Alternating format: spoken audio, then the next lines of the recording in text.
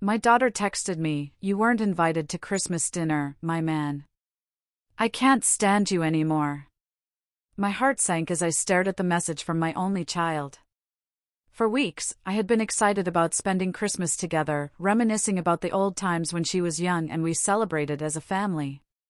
But everything had changed.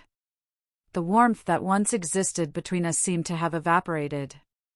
What had I done wrong? I tried to reach out, but each time, my efforts were met with cold indifference or harsh words. My mind raced back to the past, to every sacrifice I made for her, late nights working to give her the best life, being there for every milestone. But now, it felt like none of that mattered. As I sat there, reading her message again, I realized something deep inside me had to change. But how do I repair what's been broken? The December wind howled against my apartment windows as I sat in my worn leather recliner, the same one I'd had for 15 years. My phone buzzed on the coffee table, and I reached for it with the eager anticipation I always felt when Sarah's name appeared on my screen. It had been 3 weeks since we'd last spoken, and I was hoping she'd finally respond to my messages about Christmas dinner plans. But the words that greeted me felt like a knife through my chest. "You weren't invited to Christmas dinner, my man.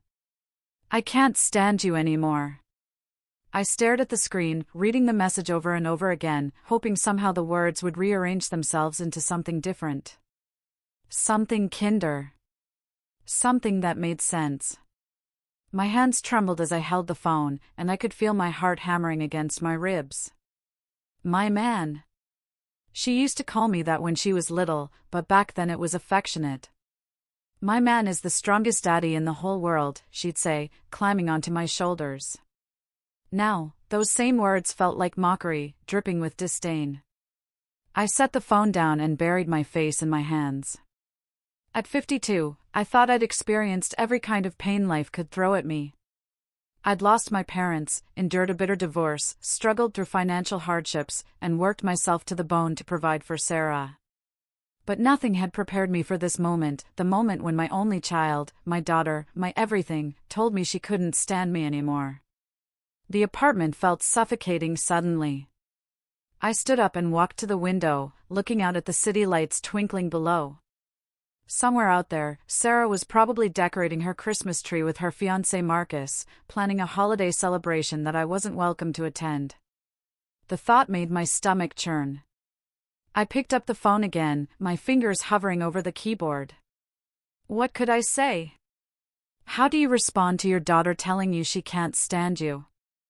I started typing several messages, then deleted them all.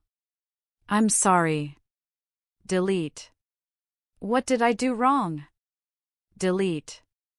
"Please, let's talk." Delete. Finally, I set the phone aside and walked to my bedroom, pulling out the old photo album I kept in my nightstand drawer. The pages were filled with memories of Sarah's childhood, her first steps, her first day of school, her high school graduation. In every photo, she was smiling, and in most of them, I was right there beside her, beaming with pride. What had happened to us? When did everything go so wrong? I remembered the last time we'd had a real conversation, about 2 months ago. She called to tell me about her promotion at the marketing firm, and I'd been so excited for her. But somehow, the conversation had turned into an argument. She'd accused me of being controlling, of always trying to give her advice she didn't want. I'd defended myself, telling her I was just trying to help, that everything I did was because I loved her. "That's the problem, Dad," she'd said. "You think love means having an opinion about everything I do." I hadn't understood what she meant then, and I still didn't fully understand it now. Wasn't that what fathers were supposed to do? Care about their children's choices? Want what's best for them? The photo album slipped from my hands and fell to the floor, pages scattering. As I bent to gather them up, one particular photo caught my eye. It was from Sarah's 16th birthday party. She was blowing out the candles on a cake I'd spent hours decorating, and she looked genuinely happy. But now, looking at the photo with fresh eyes, I noticed something I'd missed before. In the background, her mother Linda was talking to some of the other parents, and Sarah kept glancing over at her, as if seeking approval or connection. I was in the photo too, standing right behind Sarah with my hands on her shoulders, smiling broadly. But Sarah's expression, I realized now, wasn't entirely joy. There was something else there, a tension I'd been too focused on my own happiness to notice. My phone buzzed again, and I lunged for it, hoping Sarah had sent another message, maybe explaining what she'd meant, maybe giving me a chance to make things right. But it was just a spam email about holiday sales. I sat on the edge of my bed and truly looked at my life for the first time in years. The apartment was neat and organized, exactly how I liked it. The refrigerator was stocked with healthy food, my bills were paid on time, and my small business was doing well. From the outside, everything looked perfect. So why did I feel like such a failure? The silence in the apartment was deafening. When had I become someone who spent Christmas Eve alone, reading text messages from a daughter who couldn't stand him? When had I become the kind of father whose child would rather exclude him from the most important family holiday of the year? I thought about calling Linda, Sarah's mother, but we'd barely spoken since the divorce 8 years ago. Our relationship had been cordial but distant, focused solely on Sarah's needs. Maybe she would have insights into what was happening, but the thought of admitting to her that Sarah had cut me out of Christmas felt too humiliating. Instead, I found myself thinking about my own father. He'd been a strict man, demanding and often critical. I'd sworn I would be different with Sarah, that I would be supportive and encouraging. But maybe, in trying so hard not to be my father, I'd become something worse. Maybe I'd become someone who suffocated with love instead of nurturing with it. The evening stretched on, and I found myself unable to focus on anything else. I tried watching television, but every commercial seemed to be about families coming together for Christmas. I tried reading, but the words blurred together on the page. I tried eating, but everything tasted like cardboard. Finally, around midnight, I did something I hadn't done in years. I got down on my knees beside my bed and prayed. Not to any particular deity, but to the universe, to whatever force might be listening. I prayed for understanding, for wisdom, for the strength to figure out how to repair what I'd broken. As I climbed into bed, Sarah's words echoed in my mind, "I can't stand you anymore." The finality of that statement terrified me. But there was something else in the message that gave me a tiny spark of hope. She'd said anymore, which meant there had been a time when she could stand me, when she maybe even loved me. If there had been a time before, maybe there could be a time again. Maybe it wasn't too late to change, to become the father Sarah needed me to be. I didn't know how, but I knew I had to try. Because losing Sarah wasn't just about losing my daughter. It was about losing the only person who had ever made me feel like I mattered, like I had a purpose beyond just existing. And if I was going to have any chance of getting her back, I was going to have to take a long, hard look at the man I'd become. The thought both terrified and energized me. Tomorrow, I would begin the hardest journey of my life, the journey to understand what had gone wrong and how I could make it right. But tonight, I would grieve for the relationship I'd lost and the father I'd failed to be. As sleep finally took me, I whispered into the darkness, "I'm sorry, Sarah. I'm so sorry." I woke up the next morning with Sarah's text message still burning in my mind. The December sun streamed through my bedroom window, but it felt cold and unwelcoming. I'd barely slept, tossing and turning as fragments of memories played on repeat in my head. After making coffee, I sat at my kitchen table and did something I'd avoided for months. I scrolled through Sarah's social media profiles. I knew it was probably a mistake, like picking at a wound, but I needed to understand what was happening in her life that I'd been shut out of. Her Instagram was filled with photos from her new job, pictures with Marcus, and snapshots of her apartment that I'd never been invited to see. In every photo, she looked happy, radiant even. But I was nowhere to be found in any of them. It was as if I didn't exist in her world anymore. One photo particularly caught my attention. It was from Thanksgiving, just 3 weeks ago. Sarah was surrounded by what looked like Marcus's family, his parents, siblings, and their children. Everyone was laughing around a beautifully set table, and Sarah was in the center of it all, wearing a sweater I'd never seen before. The caption read, "Grateful for found family and new traditions." Found family. The word stung more than I expected. Had I been so inadequate as a father that she'd had to find a replacement family? And what did new traditions mean? Were we not going to have any more father-daughter traditions? I remembered our old Christmas tradition, how we used to drive around the city looking at Christmas lights, stopping for hot chocolate at that little cafe downtown. We'd done it every year from the time she was 7 until she turned 22. Then she started making excuses. She was too busy, she had plans with friends, she was working late. I'd assumed it was just part of growing up, but now I wondered if she'd been trying to distance herself from me even then. My phone rang, startling me out of my thoughts. It was my business partner, Jake, calling about a client meeting we had scheduled for later that day. I'd completely forgotten about it. "Hey, man, you sound rough," Jake said when I answered. "You okay?" "Just tired," I lied, not wanting to get into the details of my personal life. Jake was a good friend, but he was also 15 years younger than me, unmarried, and wouldn't understand the complexities of a father-daughter relationship. "Well, get some coffee in you. The Peterson account is important, and we need to be sharp today." After hanging up, I realized I hadn't told anyone about what happened with Sarah. Who would I tell? My social circle had shrunk considerably over the years.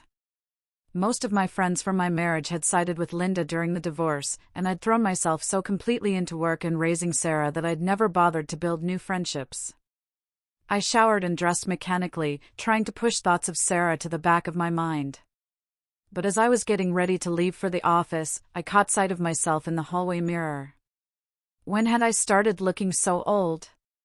My hair was more gray than brown now, and there were lines around my eyes that seemed deeper than they'd been just months ago. I looked like a man who'd been carrying a heavy burden for too long. The meeting with the Peterson account went poorly. I found myself distracted, unable to focus on their marketing needs when my own life was falling apart. Jake covered for me, but I could see the concern in his eyes.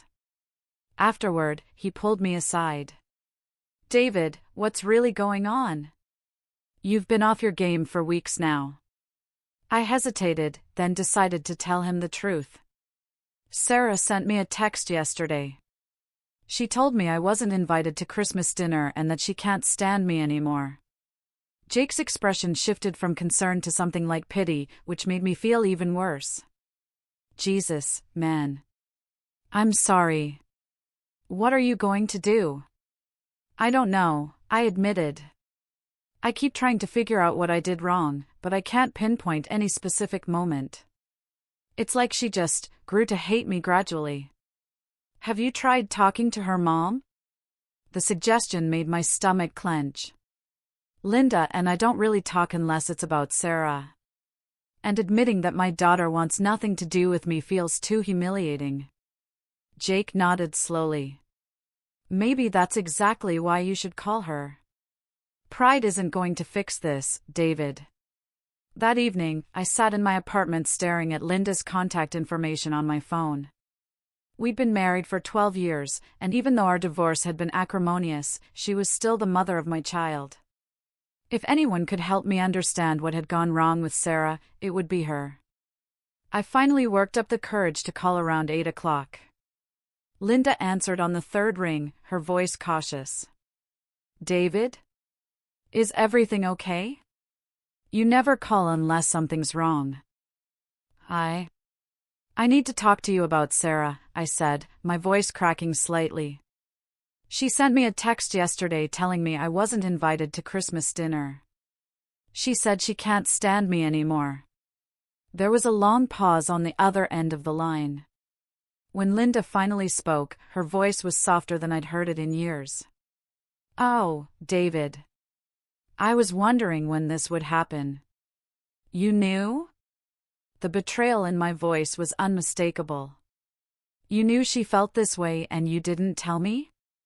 "It's not that simple," Linda said. "Sarah's been struggling with her relationship with you for years. She's tried to talk to you about it, but you don't listen. You steamroll over her feelings." "That's not true," I protested. "I listened to her. I've always listened to her. No, David, you hear her words, but you don't listen to what she's really saying. You respond to what you think she should be feeling, not what she actually feels. The accusation hit me like a physical blow. Give me an example. Linda sighed. Remember when she was applying to colleges? She wanted to study art, but you kept pushing her toward business because you thought it would be more practical. She tried to tell you how important art was to her, but you dismissed it as a phase. I was trying to help her make a smart decision, I said defensively. Art doesn't pay the bills. And there it is, Linda said. You did it again. Even now, you're defending your position instead of trying to understand hers. Sarah didn't need you to solve her problems, David. She needed you to support her dreams. I felt a familiar anger rising in my chest. So I'm the villain because I wanted my daughter to have a stable career? Because I didn't want her to struggle financially like we did? You're not a villain, Linda said, her voice gentle but firm. You're a father who loves his daughter so much that you've forgotten she's her own person. You've been trying to protect her from a world that you've decided is too dangerous for her to navigate alone. What's wrong with protecting your child? Nothing, when she's actually a child. But Sarah is 26 years old, David. She's been an adult for 8 years, and you're still treating her like she's 12 and needs your permission to make decisions. I wanted to argue, to defend myself, but Linda's words were hitting uncomfortably close to something I'd been trying not to acknowledge. How many times had I offered unsolicited advice about Sarah's job, her apartment, her relationships? How many times had I questioned her choices before she'd even had a chance to make them? I don't know how to be any different, I admitted quietly. Being her father is the only thing I've ever been good at. That's part of the problem, Linda said. You've made Sarah your entire identity. That's too much pressure for anyone to carry. She can't live her life feeling responsible for your happiness. So what do I do? How do I fix this? I don't know if you can, Linda said, and the honesty in her voice was devastating. The damage might be too deep. But if you want to try, you need to start by looking at yourself honestly. Not the version of yourself you want to be, but the version Sarah has been dealing with. After we hung up, I sat in the dark for a long time, thinking about everything Linda had said. Was I really as controlling as they both seemed to think? I'd always believed that caring about someone meant being invested in their choices, wanting what was best for them. But maybe that was the problem. Maybe I'd been so focused on what I thought was best for Sarah that I'd never bothered to find out what she thought was best for herself. I picked up my phone and scrolled through our text message history.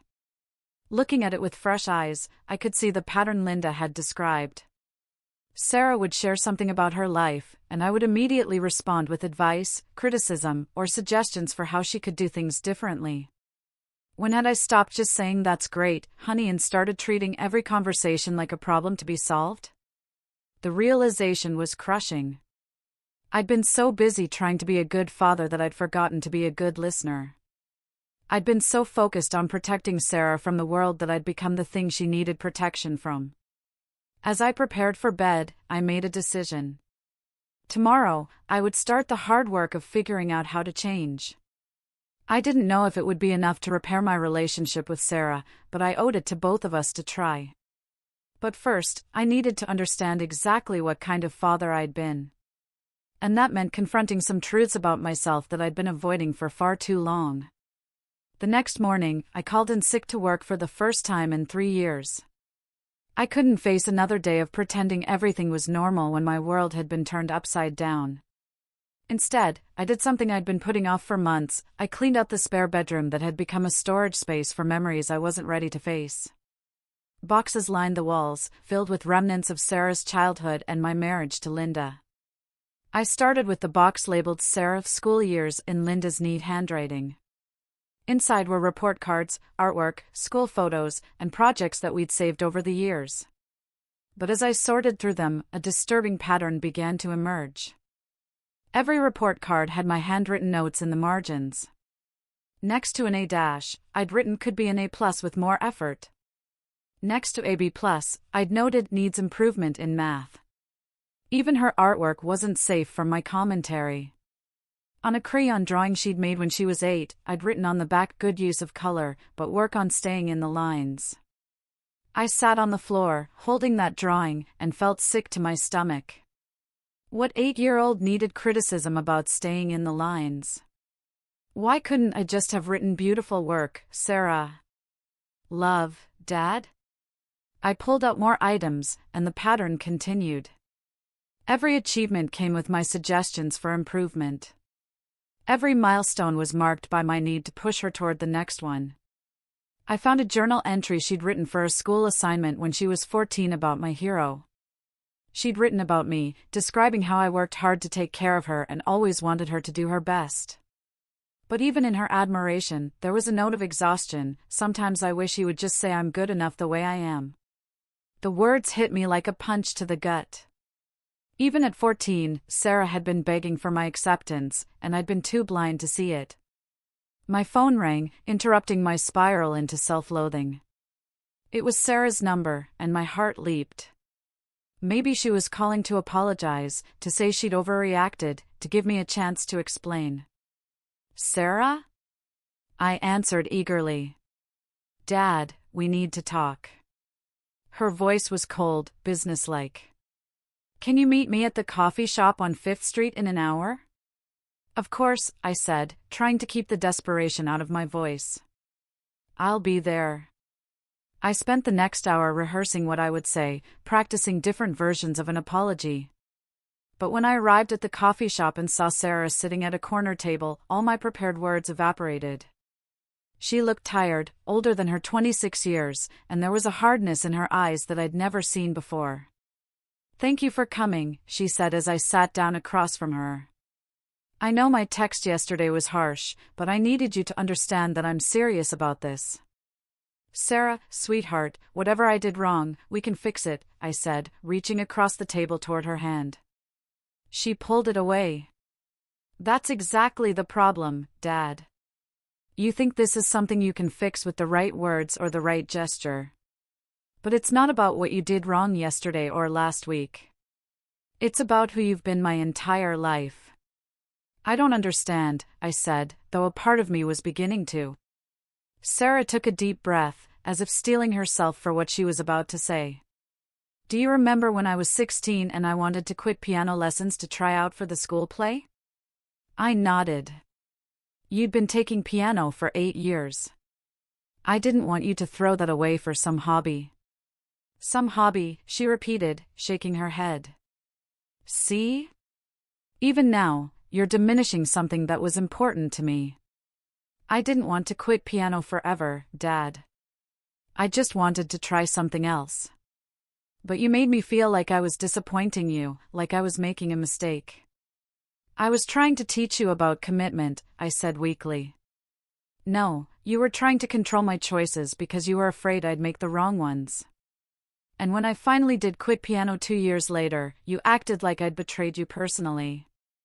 I opened my mouth to defend myself, then closed it.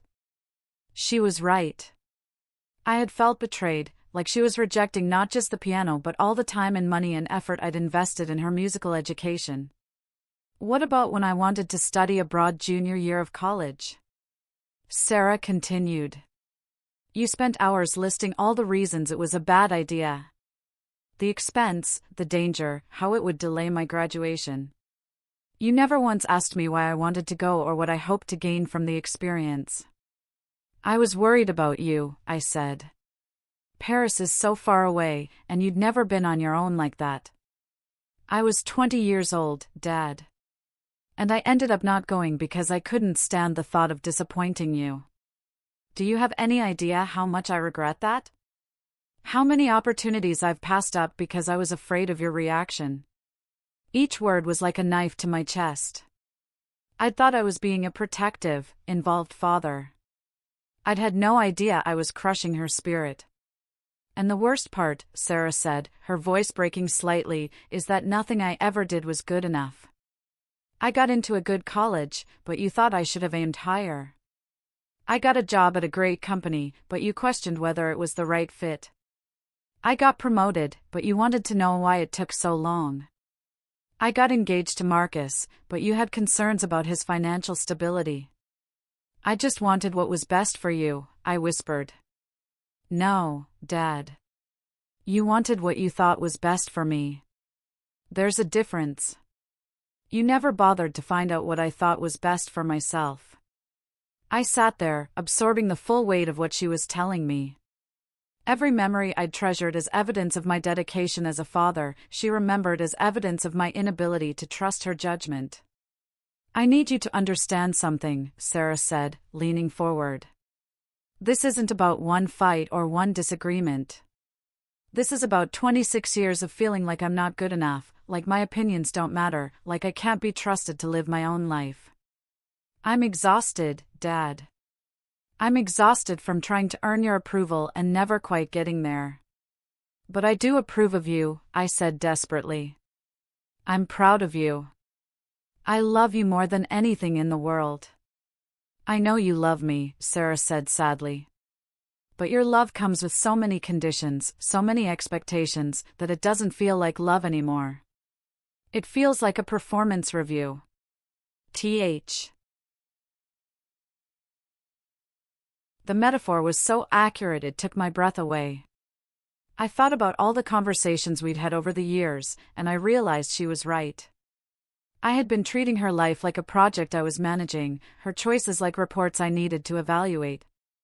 Sarah, I'm sorry, I said, and I meant it more than I'd ever meant anything. I had no idea I was making you feel that way. I tried to tell you, she said. So many times. But you would either get defensive or try to explain why your way was better.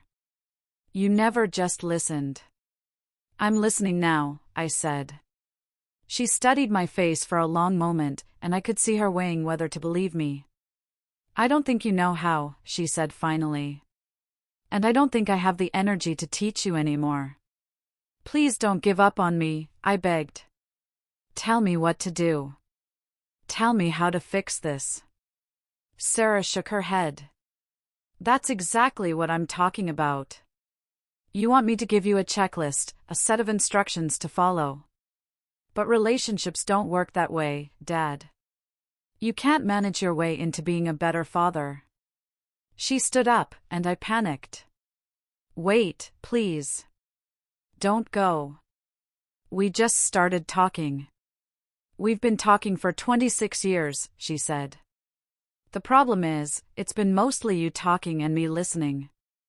I need some space to figure out what kind of relationship, if any, I want to have with you going forward. How long? I asked. How much space? I don't know, she said. Maybe a lot. Maybe none. But right now, I need you to respect my decision and give me the room to figure it out. As she walked away, I sat frozen in my chair, watching my daughter disappear from my life for the second time in as many days. But this time was different. This time, I understood why she was leaving. And that understanding was more painful than all the confusion and hurt I'd felt before. I drove home in a daze, Sarah's words echoing in my mind. When I got back to my apartment, I went straight to the spare bedroom and looked at all those boxes with new eyes. They weren't just memories anymore. They were evidence of a pattern of behavior that had slowly but surely driven away the most important person in my life. I picked up the crayon drawing again, the one where I'd criticized an 8-year-old's ability to stay in the lines. For the first time, I really looked at the picture itself. It was a drawing of our family, Sarah, me, and Linda, standing in front of our old house. We were all smiling, holding hands, and there was a rainbow in the sky above us. It was beautiful, joyful, full of a child's love and hope. And I had focused on the lines. I sank to the floor, surrounded by the debris of my failures as a father, and finally allowed myself to feel the full weight of what I had done. I had taken a daughter who loved me unconditionally and taught her that her love wasn't enough. I had taken a child who saw rainbows and taught her to worry about staying inside the lines. The question now was whether it was too late to learn how to see the rainbows again. For 3 days after my devastating conversation with Sarah, I couldn't bring myself to leave my apartment. I called in sick again, much to Jake's growing concern, and spent my time going through every box, every photo, every memory with the painful clarity that Sarah had given me. I found a video on my old camcorder from Sarah's high school graduation. Watching it now, I could see what I'd missed at the time. Sarah was beaming as she walked across the stage to receive her diploma, but when the camera panned to me in the audience, I wasn't even watching her moment of triumph. I was on my phone, checking work emails. Even at her graduation, I couldn't be fully present. The worst part was listening to my own voice on the recording afterward. "Sarah, I'm so proud of you," I'd said, "but I noticed you stumbled a little when they called your name. Next time, remember to watch your step." Next time? It was her high school graduation. There was no next time. And instead of celebrating her achievement, I'd immediately pointed out a flaw that existed only in my perfectionist mind. On the 4th day, I forced myself to get dressed and go to work. Jake took one look at me and steered me into his office. "Okay, David, this has gone on long enough. You look like you haven't slept in a week, and frankly, you're scaring the clients. What's really going on?" I told him everything. About the conversation with Sarah, about what Linda had said, about the boxes of memories that had become evidence of my failures. Jake listened without judgment, occasionally wincing at the more painful details. "Jesus," he said when I finished. "I mean, I knew you were intense about Sarah, but I had no idea it was that bad." "Intense?" I looked at him sharply. "What do you mean?" Jake shifted uncomfortably. "Well, you know how you are. Every conversation we've ever had about Sarah ends with you giving me a detailed analysis of her life choices. Her job, her apartment, her boyfriend, her spending habits. I always figured you were just being a concerned dad, but now that you're telling me Sarah's side of it." My stomach dropped. "You think I'm controlling too?" "I think you love your daughter so much that you've forgotten she's not an extension of you," Jake said gently. "And I think maybe you should talk to someone about this. A professional." The suggestion hit me like a slap. "You think I need therapy?" "I think you need help figuring out how to rebuild a relationship with your daughter before it's too late. And I don't think you can do that alone." That afternoon, I found myself sitting in the waiting room of Dr. Elena Rodriguez, a family therapist whose name I'd found online. The office was warm and inviting, with soft lighting and comfortable chairs, but I felt exposed and vulnerable in a way I hadn't experienced since my divorce. Dr. Rodriguez was a woman in her 50s with kind eyes and a gentle manner that immediately put me at ease. After I explained why I was there, she asked me a simple question that somehow felt impossible to answer. "David, tell me about Sarah. Not about her accomplishments or her problems, but about who she is as a person." I opened my mouth to respond and found myself speechless. How was it possible that I could describe my daughter's GPA from college, her salary progression, and her mortgage payments, but I couldn't tell you what made her laugh or what her dreams were? She's smart," I finally said. "Very driven. She's always been a high achiever." "What does she do for fun?" Another silence. She used to like piano. And she was interested in theater in high school." "What about now? What are her hobbies? What does she do when she comes home from work?" I realized with growing horror that I had no idea. Our conversations over the past few years had focused entirely on her career progress, her relationship status, and practical matters. I couldn't remember the last time I'd asked her about her interests or passions. "I don't know," I admitted. Dr. Rodriguez nodded without judgment. "How do you think Sarah would describe you as a father?" The question was like a knife to the chest, especially after my conversation with Sarah at the coffee shop. She would probably say I'm controlling, critical, that I don't listen to her. "And how would you describe yourself as a father?" I thought I was supportive, involved. I thought I was giving her everything I never had. Tell me about your own father. The change of subject caught me off guard, but as I began to talk about my dad, patterns started to emerge. My father had been distant, uninvolved, often absent due to work. When he was around, he was critical and demanding. I'd sworn I would be different with Sarah, more present, more engaged. But maybe, Dr. Rodriguez said gently, in your effort to not be absent like your father, you became overly present. Instead of being uninvolved, you became overinvolved. The observation hit home. I wanted to be the father I never had. And instead, you became a different version of the father you didn't want to be. Your father criticized through absence and distance. You criticized through presence and control. I sat back in my chair, feeling like I'd been hit by a truck. So what do I do? How do I change? The first step is recognizing that this isn't about changing your behavior to get Sarah back. This is about changing who you are as a person because you recognize that who you've been hasn't been healthy for either of you. But I want her back, I said desperately. Of course you do.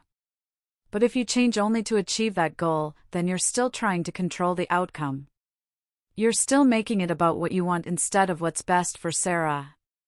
The session continued for another 30 minutes, but that one insight kept echoing in my mind. Even my desire to change was rooted in my need to control the situation. I wanted to fix our relationship the same way I'd tried to fix everything else in Sarah's life, by deciding what the outcome should be and working toward it. Driving home, I thought about a conversation I'd had with Sarah when she was in college. She'd called me, upset about a grade on a paper she'd worked hard on. Instead of comforting her or asking how she was feeling, I'd immediately launched into a plan for how she could approach the professor, argue for a better grade, and prevent it from happening again. "Dad, I don't need you to fix this," she'd said. "I just wanted someone to listen." "But I can help you," I'd started. "I don't want help," she'd interrupted. "I want my dad to tell me that it sucks and then I'm allowed to be disappointed for a minute before I figure out what to do next." At the time, I'd been frustrated by her response. Why wouldn't she want help? Why would she prefer to wallow in disappointment when there were clear steps she could take to improve the situation? Now, I understood. She hadn't needed a consultant or a problem solver. She'd needed a father who could sit with her in her disappointment and trust her to find her own way through it. That evening, I did something I'd never done before. I sat down with a notebook and tried to write down everything I could remember about Sarah's actual interests, dreams, and personality traits, not her achievements or my opinions about her choices, but who she really was as a person. The list was embarrassingly short. I knew she liked romantic comedies and coffee shops with outdoor seating. I remembered that she used to draw constantly as a child and had wanted to be an artist before I steered her toward more practical pursuits. I knew she was funny, though I couldn't remember the last time I'd really laughed at one of her jokes instead of analyzing whether it was appropriate or clever. But there was so much I didn't know. What kind of books did she read? What music did she listen to? What did she and Marcus talk about when they were alone? What were her fears, her hopes, her secret dreams? I had raised a daughter for 26 years and realized I barely knew her. The thought was devastating, but it was also the first spark of real hope I'd felt since receiving her text message. Because if I didn't really know Sarah, that meant there was still so much to discover about her. And maybe, if I could learn to be curious about who she really was instead of fixated on who I thought she should be, there might still be a chance for us. The question was whether Sarah would ever trust me enough to let me try to get to know the real her. And whether I could learn to love the daughter she actually was instead of the one I'd been trying to create. 2 weeks had passed since my first therapy session with Dr. Rodriguez, and I'd been going twice a week, desperate to understand the depth of damage I'd caused. Each session was like surgery without anesthesia, cutting away layers of self-deception to reveal the uncomfortable truth beneath. During my 4th session, Dr. Rodriguez introduced an exercise that would change everything. She asked me to write a letter to Sarah, not to send, but to explore my own feelings and motivations without the pressure of crafting the perfect response. I spent 3 days working on that letter, writing and rewriting, crossing out entire paragraphs, starting over completely. What emerged was a raw, honest account of my failures that I'd never been able to admit, even to myself. Dear Sarah, I read aloud to Dr. Rodriguez, my voice shaking. I realize now that I have spent your entire life trying to love you the way I wished my father had loved me, instead of learning how to love you the way you needed to be loved. I gave you my anxiety disguised as protection, my fear disguised as wisdom, and my need for control disguised as care. Dr. Rodriguez nodded encouragingly as I continued. I turned every conversation into a performance review because that's the only way I knew how to show I cared. I questioned your choices because I was terrified you would make mistakes that would hurt you, not realizing that my constant questioning was hurting you more than any mistake ever could. The words felt like they were tearing my throat as I spoke them, but I pressed on. I made your childhood about my need to be a good father instead of your need to be a loved daughter. And I'm so sorry, Sarah. I'm sorry that my love felt like a burden instead of a gift. When I finished reading, Dr. Rodriguez was quiet for a long moment. How did it feel to write those words? Like dying, I said honestly. But also like the first honest thing I've said in years. David, I want to try something. I want you to call Linda and ask her about Sarah's childhood from her perspective. Not to build a case or to defend yourself, but to understand how your behavior affected your family. The suggestion terrified me, but I made the call that evening. Linda was surprised to hear from me twice in 1 month, but when I explained what I was trying to do, her voice softened. I'm glad you're finally willing to look at this, David. It's been heartbreaking to watch. Tell me about the piano lessons, I said. I need to understand what really happened. Linda sighed.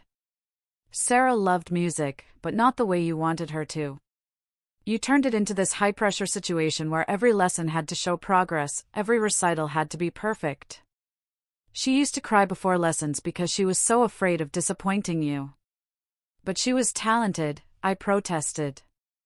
Her teacher said she had potential. She was 7 years old, David.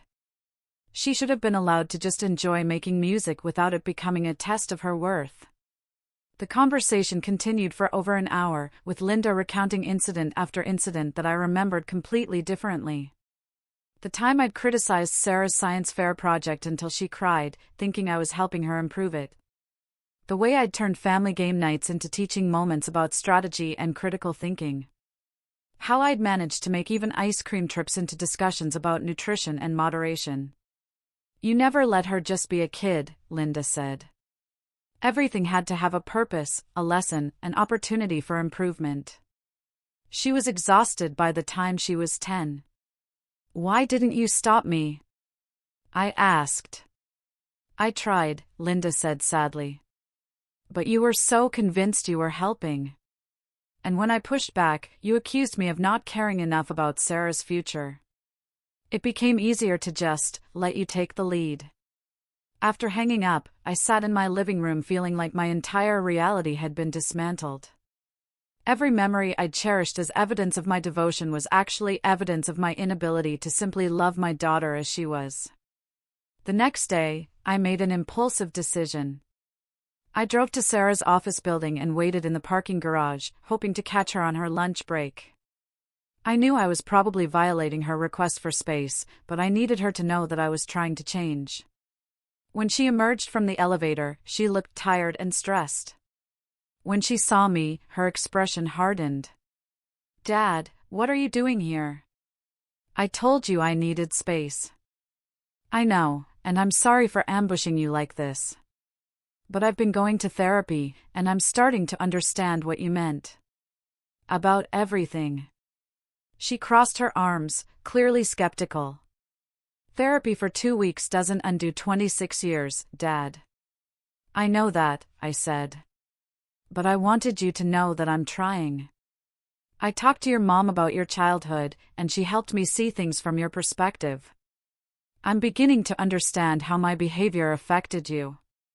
Sarah's expression softened slightly, but she remained guarded. What did Mom tell you? About the piano lessons. About how I turned everything into a teaching moment.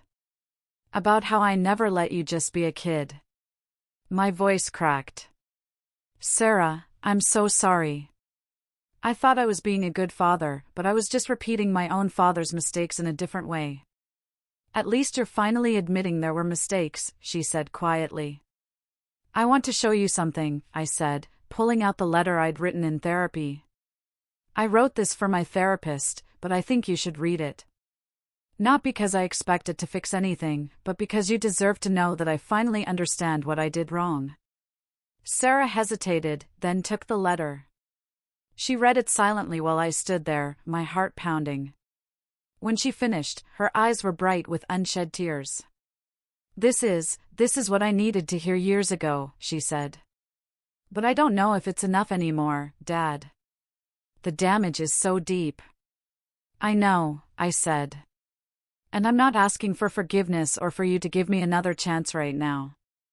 I just needed you to know that I see it now.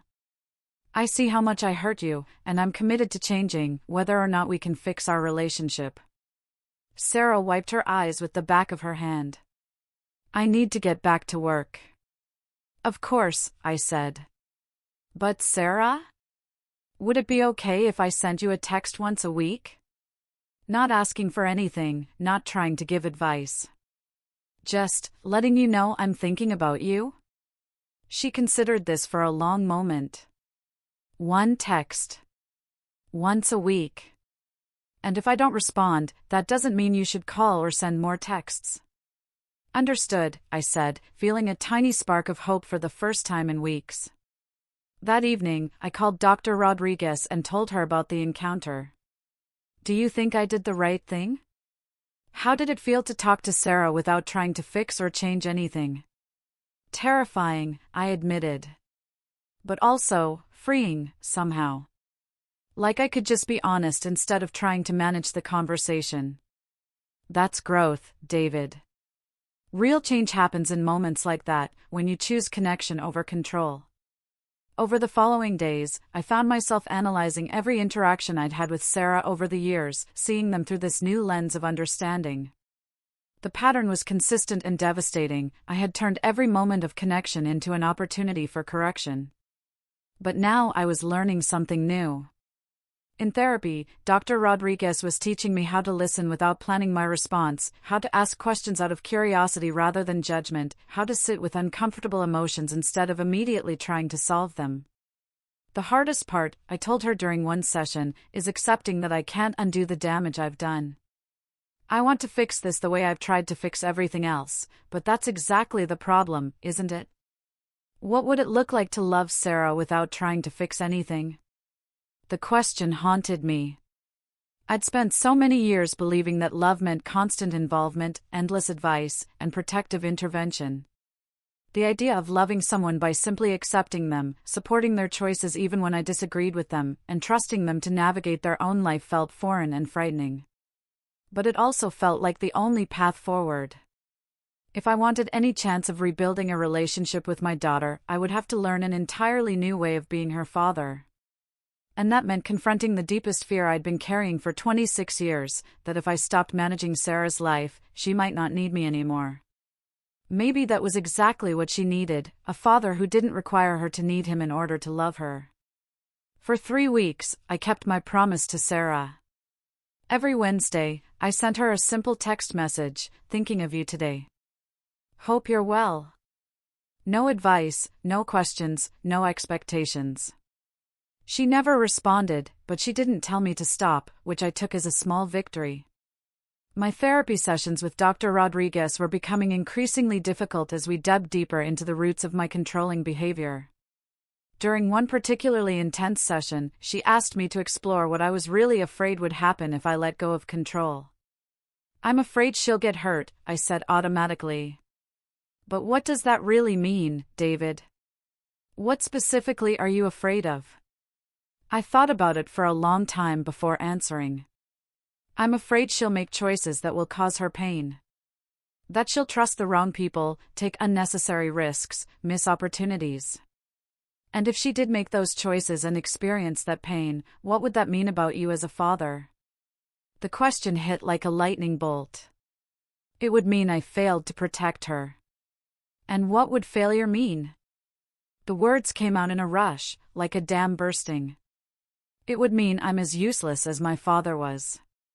It would mean that all the sacrifices I made, all the time I spent worrying about her, all the sleepless nights when she was sick or troubled, it would all be for nothing. It would mean I don't matter. Dr. Rodriguez leaned forward. David, do you see how you've made Sarah's success essential to your own sense of worth?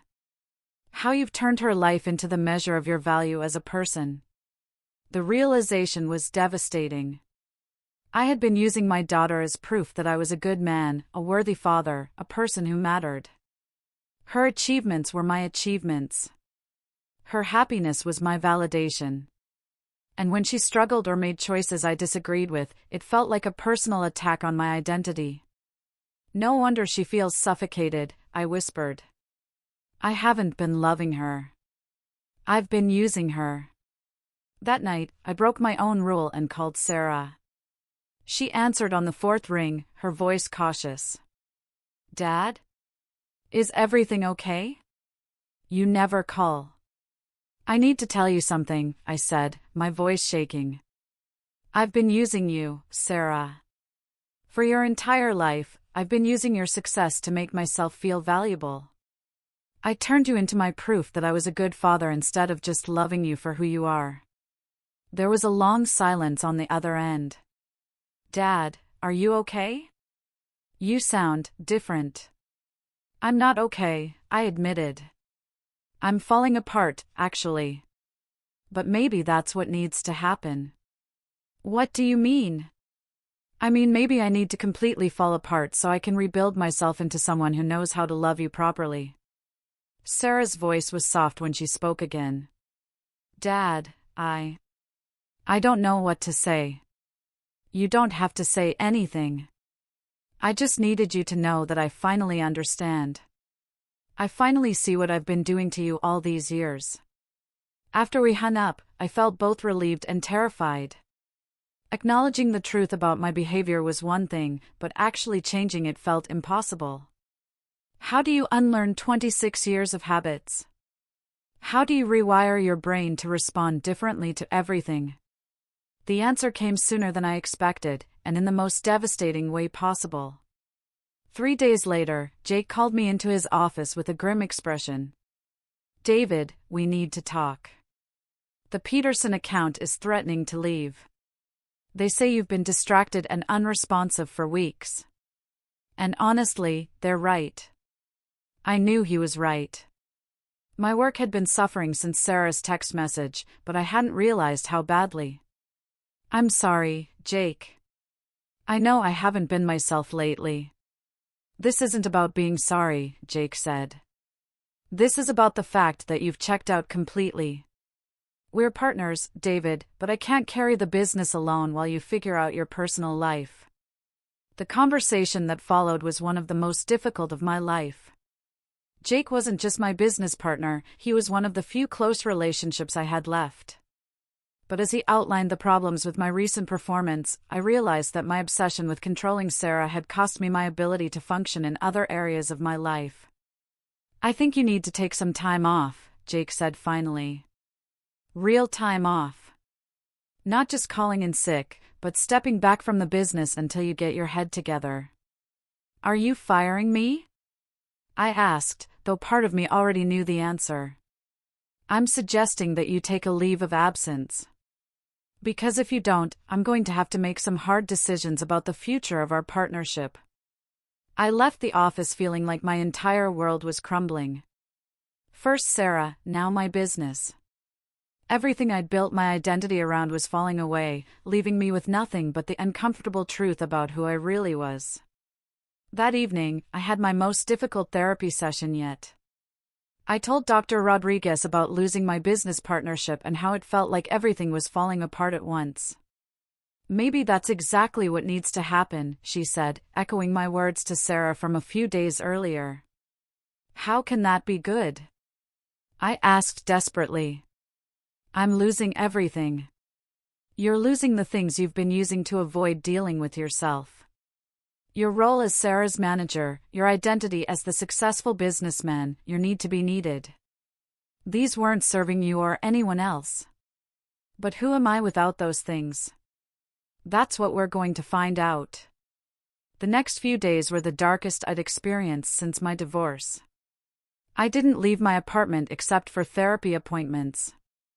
I couldn't concentrate on anything. I felt like I was drowning in my own inadequacy. On Thursday, I was supposed to send Sarah my weekly text, but I found myself staring at my phone, unable to think of anything to say. How could I tell her I was thinking of her when my thoughts were so chaotic and painful? Finally, I typed, having a really hard week. Not asking for anything, just wanted you to know I'm still trying to figure out how to be better. To my surprise, she responded within an hour, I'm sorry you're struggling. Change is hard. It was only 8 words, but they felt like a lifeline. She wasn't offering to fix my problems or rushing to comfort me. She was simply acknowledging my struggle. It was exactly the kind of response I'd never known how to give her. That weekend, I did something I'd never done before. I drove to the art museum downtown, remembering that Sarah had loved art as a child before I'd steered her away from it. I wandered through the galleries, trying to see them through her eyes, trying to understand what had captivated her imagination. In one gallery, I found myself standing in front of a painting that stopped me in my tracks. It was a portrait of a father and daughter, but the father was facing away from the child, looking out a window. The daughter was reaching toward him, her small hand stretched out but not quite touching him. The expression on her face was heartbreaking, a mixture of love, longing, and resignation. I stood there for nearly an hour, studying that painting, seeing my entire relationship with Sarah reflected in it. I had been the father looking away, so focused on the horizon, on what was coming next, on potential problems and opportunities, that I'd missed the child right beside me who just wanted my attention. When I finally left the museum, I felt different somehow. Broken, but also strangely hopeful. Because for the first time in my life, I was beginning to understand the difference between loving someone and trying to possess them. The question now was whether I was strong enough to live that difference, and whether Sarah would ever trust me enough to let me try. The painting at the museum haunted me for days. I kept thinking about that little girl reaching for her father, and how many times Sarah must have reached for me only to find me looking somewhere else. The image became a catalyst for something I'd never done before. I started actively seeking out memories where I'd missed Sarah's attempts to connect with me. Dr. Rodriguez encouraged this painful excavation. Healing requires truth, she said during our session. And truth requires facing the moments we'd rather forget. I remembered Sarah's 8th grade talent show. She'd been so excited to perform a song she'd written herself, not on piano, but singing with a guitar she'd taught herself to play. I'd been irritated that she'd spent time learning guitar when she should have been practicing piano. During her performance, instead of watching her face light up as she shared her own creation, I'd been mentally critiquing her guitar technique and wondering if this was another phase I'd have to redirect.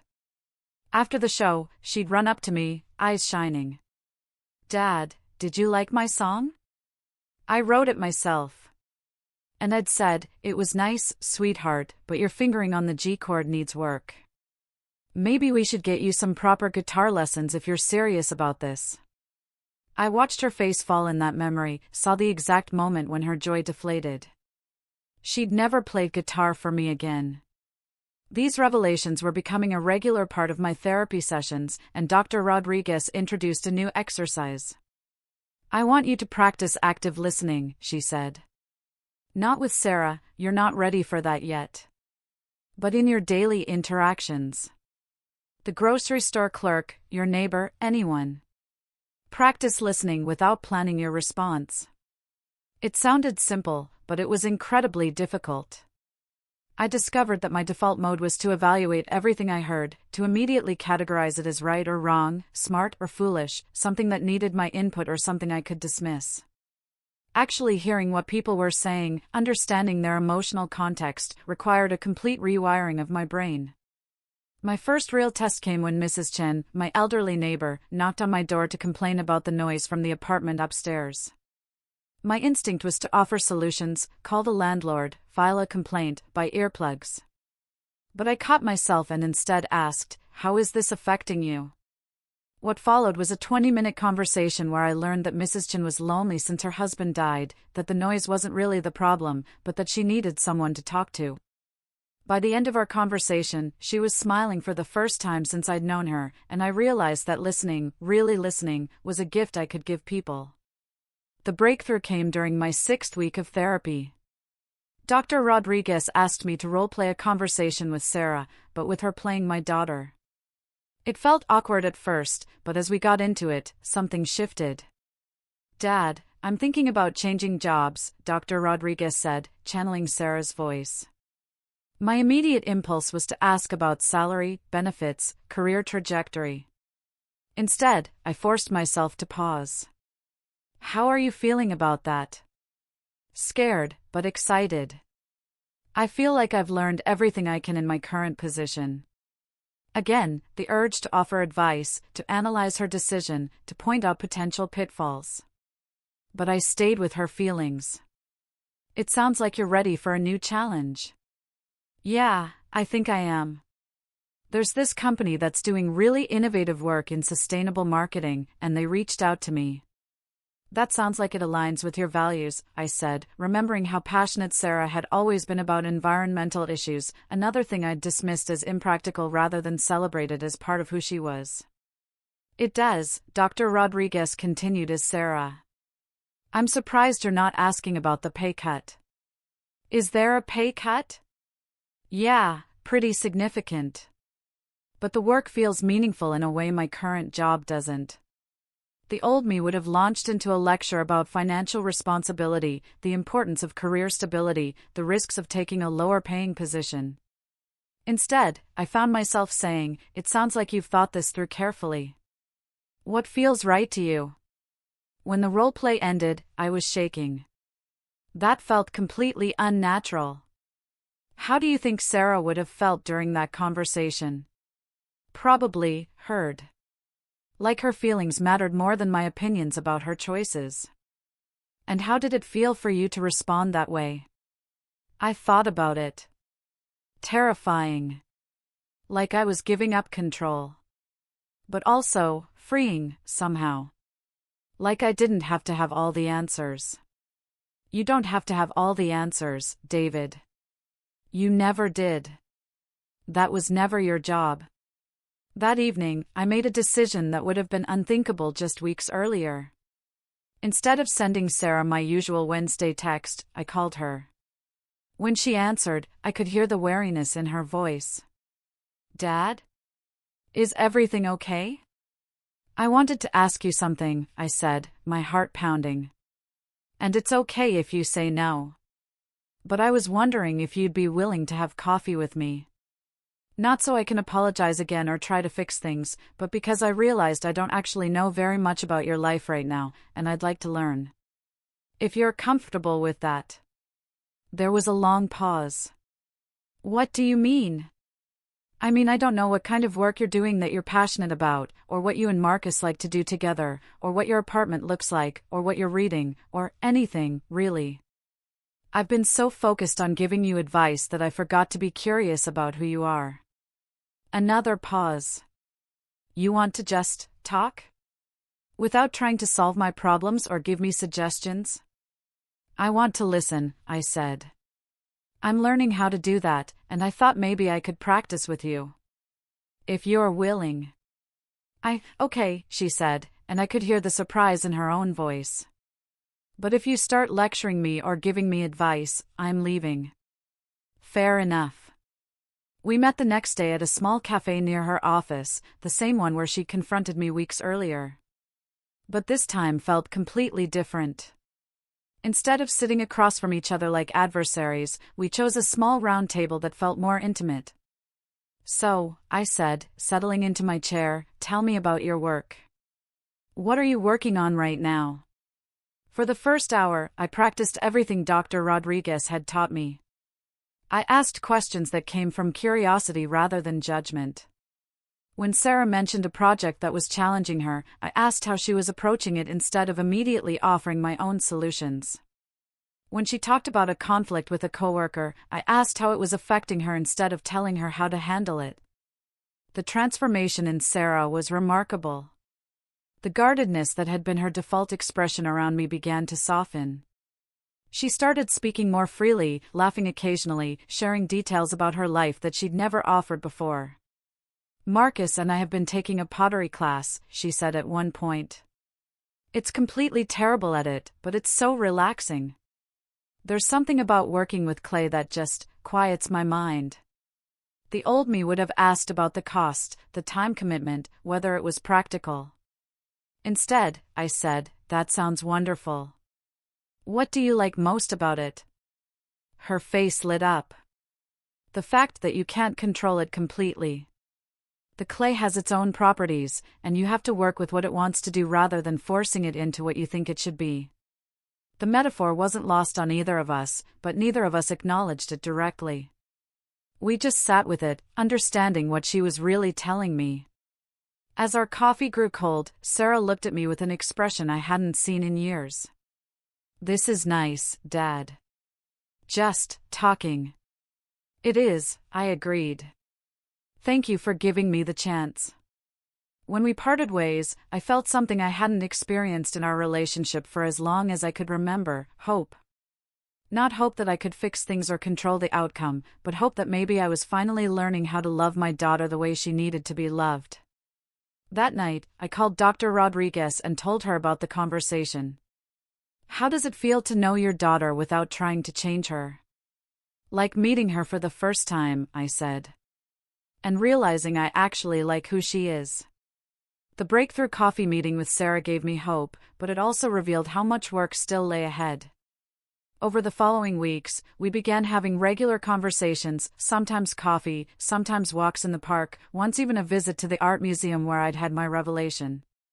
Each interaction was tentative, careful, like two people learning to trust each other again. During one of these meetings, Sarah mentioned something that made my blood run cold. "Marcus and I have been talking about eloping," she said casually as we walked through the botanical gardens. "We're thinking maybe a small ceremony in Hawaii, just the two of us." Every instinct I had screamed at me to respond. To ask about the cost, the planning, whether she'd considered how this would affect the family. To remind her that she'd always dreamed of a big wedding. To point out that her mother would be devastated to miss it. The words were right there, ready to pour out of my mouth. Instead, I took a deep breath and asked, "What's drawing you to that idea?" Sarah glanced at me, clearly surprised by my measured response. "Honestly? The thought of planning a big wedding feels overwhelming. All the decisions, all the opinions from family members, all the stress about making everyone else happy. We just want to focus on the commitment we're making to each other." The phrase "opinions from family members" hit me like a slap. She was talking about me. My opinions, my tendency to turn every family event into a project that needed my management. "That sounds really meaningful," I said, and meant it. "A celebration that's truly yours. You're not going to tell me I'm being selfish? Or that I'll regret not having Mom there?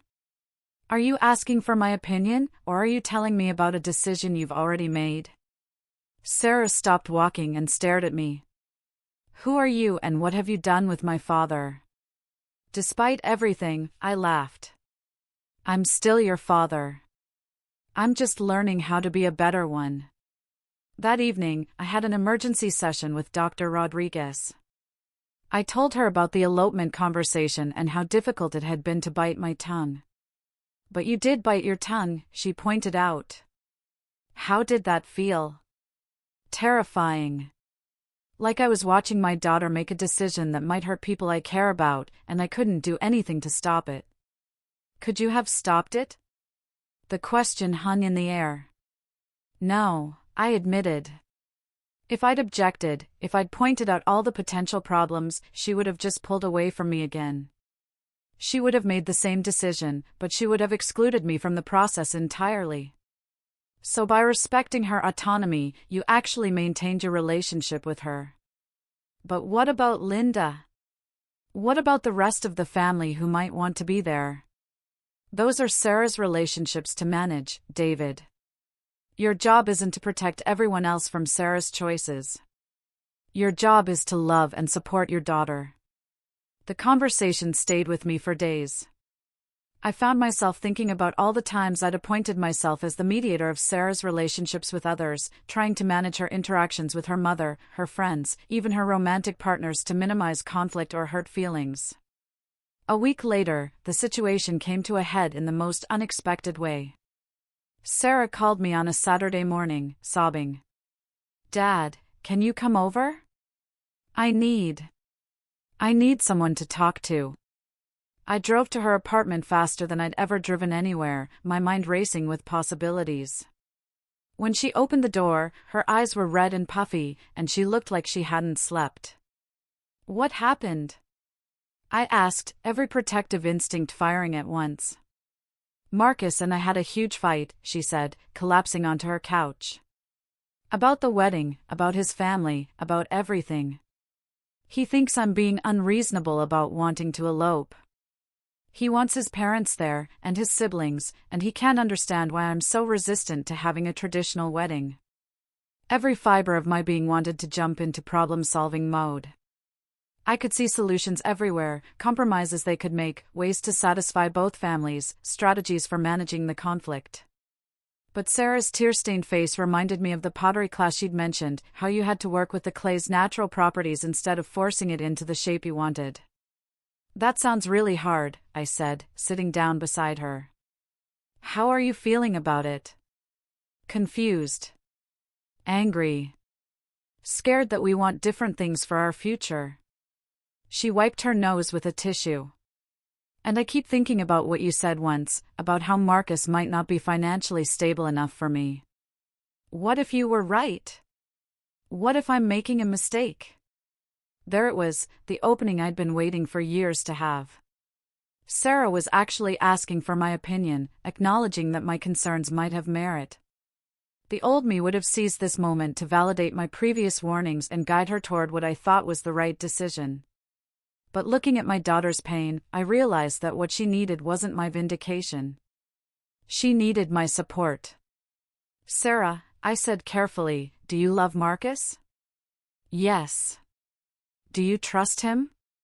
"Most of the time." But this fight made me question whether we really know each other as well as I thought. "What do you think the fight was really about?" "Not the wedding logistics, but underneath all that?" Sarah was quiet for a long time, thinking. I think I'm afraid of being overwhelmed by other people's expectations. And he's afraid of being excluded from his family's traditions. We're both scared, just about different things." "That sounds like something you two could work through together." "But what if we can't?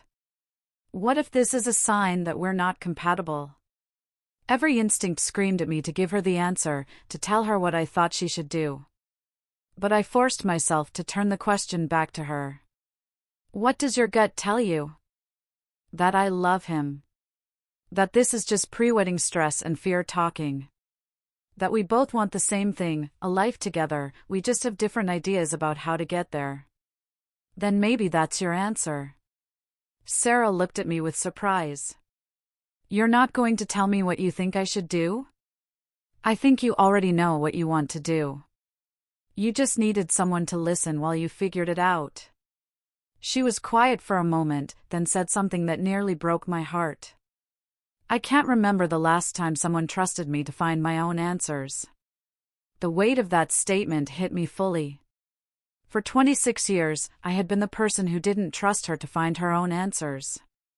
I had been the voice telling her that her instincts weren't good enough, that she needed my guidance to navigate her own life. "I'm sorry," I said. "I should have trusted you a long time ago." Sarah leaned against me then, the first physical affection she'd shown me in months. "Thank you for not trying to fix this, Dad. Thank you for just being here." We sat together in comfortable silence, and I realized that this was what I'd been missing all along. Not the satisfaction of solving her problems, but the simple joy of being trusted with her struggles. Not the validation of being right, but the privilege of being needed in a healthy way. When Sarah's phone rang an hour later, it was Marcus calling to apologize.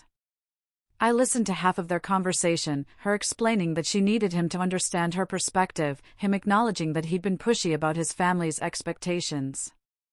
They were working it out together, finding their own compromise. As I prepared to leave, Sarah hugged me at the door. "Dad, I want you to know something. The way you handled today, this is the father I always needed. The one who trusts me enough to let me figure things out for myself." Driving home, I felt a profound shift in my understanding of what it meant to be a parent.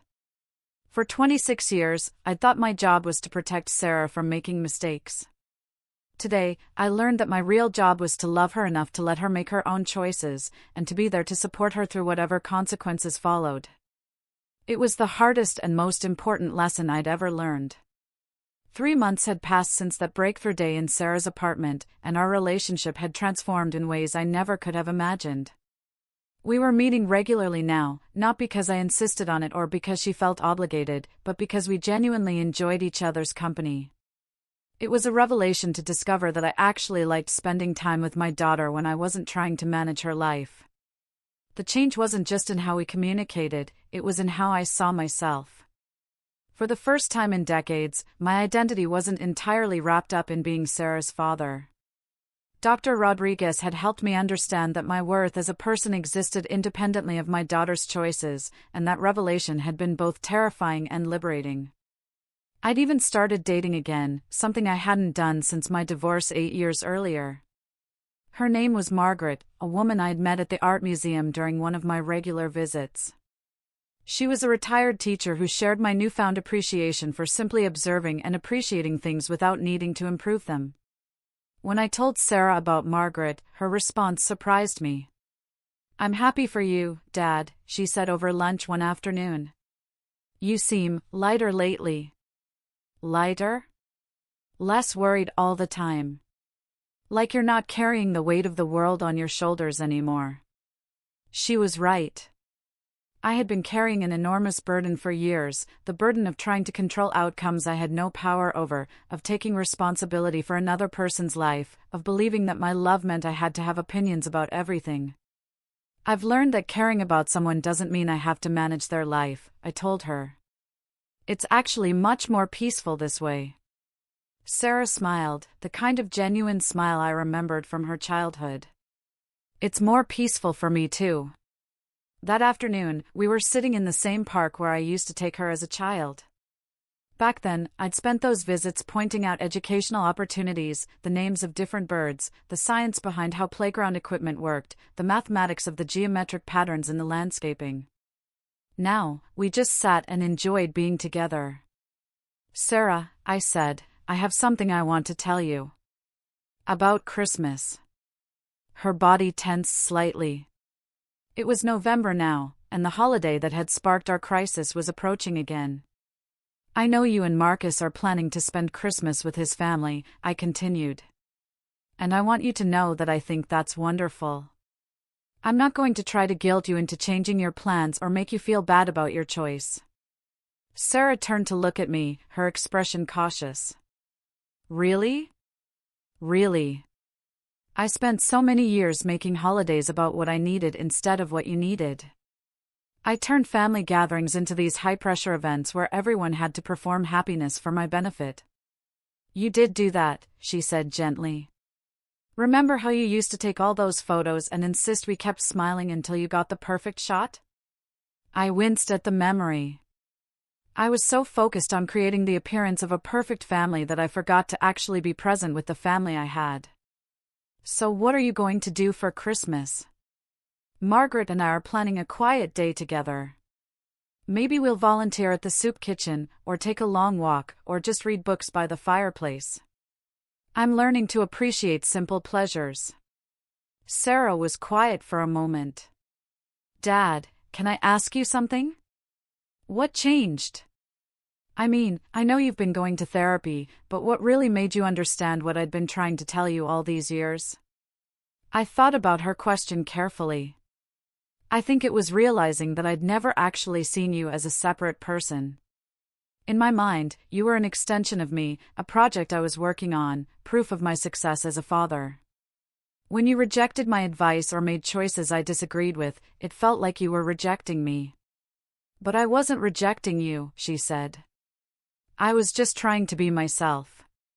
I know that now. And I'm sorry it took me so long to understand. We sat in comfortable silence, watching the last leaves fall from the trees. The approaching winter no longer felt like an ending to me, it felt like a natural transition, part of a cycle that would lead to new growth in the spring. Dad, Sarah said eventually, I want to tell you something. Marcus and I decided not to elope.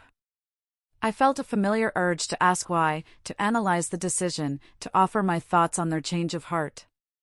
But I'd learned to recognize that urge and let it pass. How are you feeling about that? I asked instead. Good.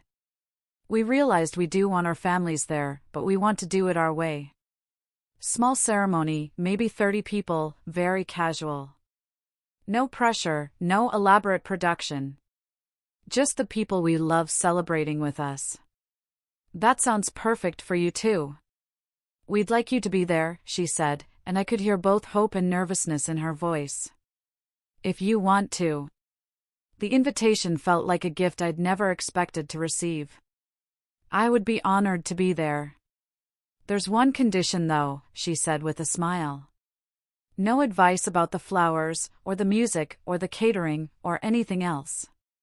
You come as a guest, not as a consultant. Deal, I said, laughing. Though I reserve the right to cry during the ceremony. That's definitely allowed.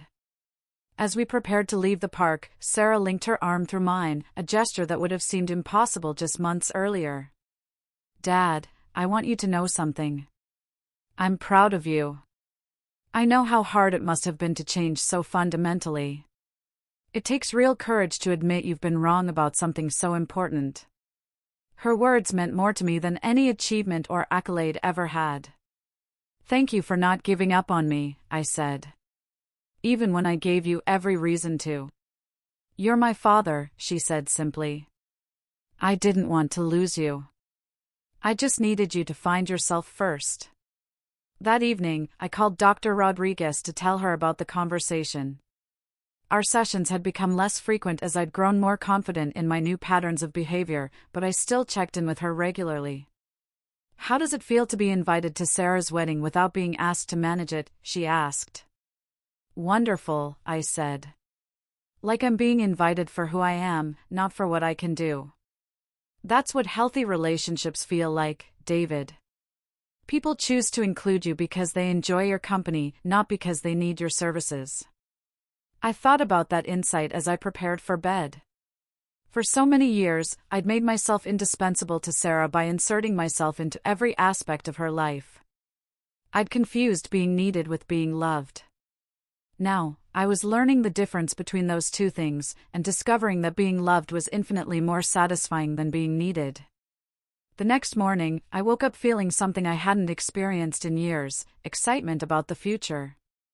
Not anxiety about what might go wrong or what I needed to control, but genuine anticipation for the experiences ahead.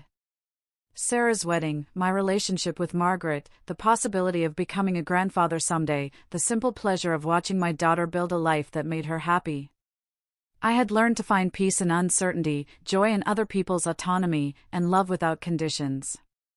It had taken me 52 years and nearly losing my daughter forever, but I had finally learned how to be the father she needed me to be. Sarah's wedding day dawned clear and bright in early May, 6 months after that devastating text message that had changed everything. As I stood in front of my bathroom mirror, adjusting my tie for the third time, I marveled at how different this moment felt from what I had once imagined. For years, I had envisioned Sarah's wedding as an event I would orchestrate, a celebration that would reflect my success as a father. I had imagined myself walking her down the aisle with pride, knowing that I had guided her to this moment of triumph. Instead, I was preparing to attend as a guest, and I couldn't have been happier about it. Margaret squeezed my hand as we walked into the small garden venue Sarah and Marcus had chosen. "You look nervous," she said gently. "Good nervous," I replied. "Like I'm about to witness something miraculous." The ceremony was everything Sarah had said it would be: intimate, authentic, and completely their own. Only 28 people were there, gathered in a circle around Sarah and Marcus as they exchanged vows they had written themselves. There was no wedding party, no elaborate decorations, no pressure to perform for the cameras. Just two people promising to love each other, surrounded by the people who loved them most. When Sarah walked toward Marcus, she wasn't being given away by anyone. She was choosing to join her life with his, and the symbolism wasn't lost on me. This was what I had been trying to learn for months, that love meant supporting someone's choices, not controlling them. As Sarah spoke her vows, I found myself crying for the second time since this whole journey began. But these weren't tears of regret or loss. They were tears of joy for the woman my daughter had become, and gratitude for the chance to witness her happiness without needing to take credit for it. Marcus, Sarah said, her voice clear and strong, I choose you not because you complete me, but because you celebrate who I am.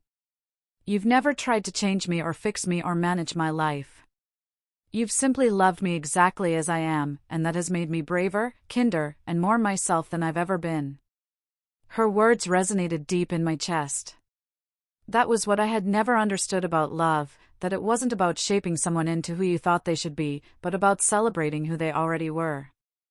After the ceremony, during the casual reception in the garden, Sarah found me sitting at a small table with Margaret, watching the other guests mingle and laugh. Dad, she said, sitting down beside me, I have something for you. She handed me a small wrapped box. Inside was a framed photo I'd never seen before, a picture of the two of us from when she was about 10 years old. We were at the beach, and I was helping her build a sandcastle. But what struck me about the photo was that I wasn't directing the construction or critiquing her technique. I was simply kneeling beside her in the sand, my hands dirty, my face relaxed and happy, while she worked on her creation with complete focus and joy. I found this in Mom's photo albums, Sarah said. I wanted you to have it because it shows the father I always knew was there. The one who could just be present with me without needing to improve anything. I studied the photo, remembering that day vaguely. I don't remember taking this. That's probably why it's so natural, Sarah said with a smile. You weren't performing being a good father. You were just being one. Looking at that photo, I realized that I had been capable of loving Sarah without conditions all along. The problem was that I had forgotten how to access that part of myself, buried as it was under years of anxiety and the need to control outcomes. Sarah, I said, I want you to know something. I am so proud of who you've become. Not because of anything I did or didn't do, but because of who you chose to be. You're kind, intelligent, brave, and authentic. You make the world better just by being in it. Her eyes filled with tears. Thank you, Dad. That means everything to me. Marcus appeared beside us, slightly disheveled from dancing but beaming. Mr. Thompson, thank you for being here. And thank you for raising such an incredible woman. She raised herself, I said, surprising myself with the truth of it. I just had the privilege of watching it happen. As the evening wound down, I found myself talking with Linda for the first time in years, really talking, not just exchanging logistics about Sarah's life. You look different, David, she said as we watched Sarah and Marcus saying goodbye to their guests. Happier. I feel different, I admitted. I finally learned what you tried to tell me all those years ago, that loving someone doesn't mean controlling them. Linda nodded. I'm glad. For both of you. Linda, I owe you an apology. I turned our marriage into another project I was trying to manage, another thing I thought I could control if I just worked hard enough at it. I never just appreciated what we had. We both made mistakes, she said gently. But look what we created together. She gestured towards Sarah, who was laughing at something Marcus had whispered in her ear. Despite everything, we raised a remarkable daughter. We did, I agreed. Though I think she turned out remarkable in spite of me, not because of me. Don't sell yourself short, Linda said. Your love for her was never in question, David. You just needed to learn how to express it in a way she could receive. As Margaret and I prepared to leave, Sarah hugged me tightly. Dad, I want you to know that having you here today, as you are now, was better than any version of this day I ever imagined. Even better than the elaborate wedding I would have tried to plan for you? She laughed. Especially better than that. Driving home with Margaret, I reflected on the journey that had brought me to this moment.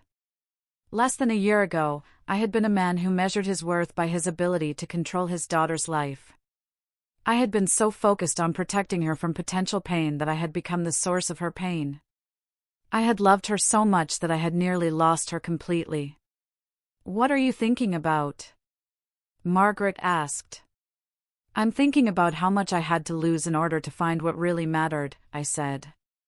I lost my identity as Sarah's manager, my sense of control over her life, my belief that I knew what was best for her. And in losing all of that, I found something much better, a real relationship with my daughter. Do you regret anything? I considered the question. I regret how long it took me to learn these lessons.